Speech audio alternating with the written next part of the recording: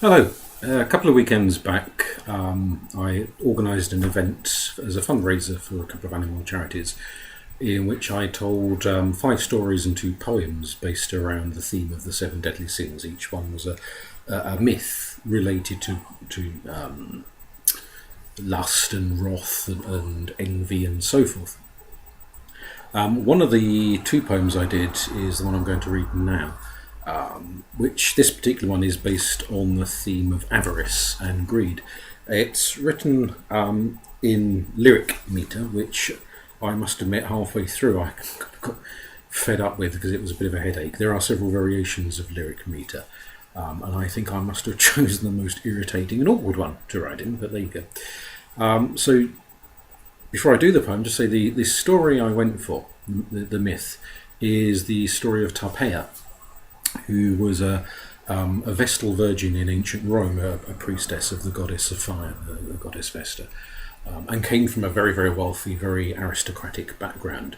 But either despite or possibly because of her wealthy background, she was remarkably greedy to the point where she betrayed her own city. One of the enemy tribes, the Sabines, who had very good reason to hate the Romans because the Romans had done some pretty grotty things to them. But they had amassed outside the city, and they made a deal with her that she would let the gates open, and they would be able to sneak into the city and slit everyone's throat and slaughter them. In exchange, she asked for that which was upon their left arms. And what she meant was that all of the Sabines wore these big old gold sort of wristband things that they would each take their gold wristband off and give it to her as they passed through. It's not what they actually gave her. As in all of the best stories, nobody likes a traitor, not even the ones who benefit from the treachery. So what they actually gave her was the shields that they carried also upon their left hands. They picked them up and threw them at her, and she was crushed to death under the weight of all the shields. And a rock on a high point overlooking Rome was forever afterwards known as Tarpeia's Rock, and that was where they ceremonially flung anyone convicted of treachery off the rock, and they would fall down and be splattered on the ground below. So that's the story. And I'll do you the poem now. Hopefully my throat will stick with it. Gold, it has always weighed me down.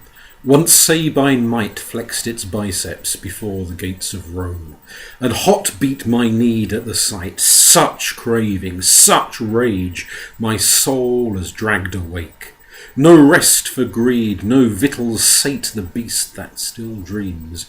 My bones, shattered, lay cast deep in gloom. My lithe meat, dog's food long ago. How much time passed, I cannot say. To ghosts, what is time?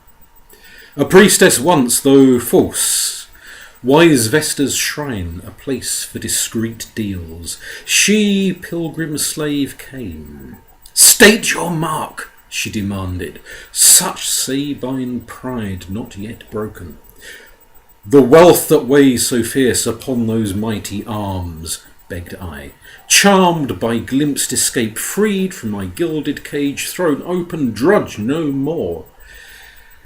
Chained to that flame, tyrant goddess, she ate me up as fuel, dry kindling. Came the spy with gifts, gold the key to set me free. By such chance, only a little betrayal, small cost, open Rome's entrance. Sabine swords thirsting beat out death rattle. Revenge!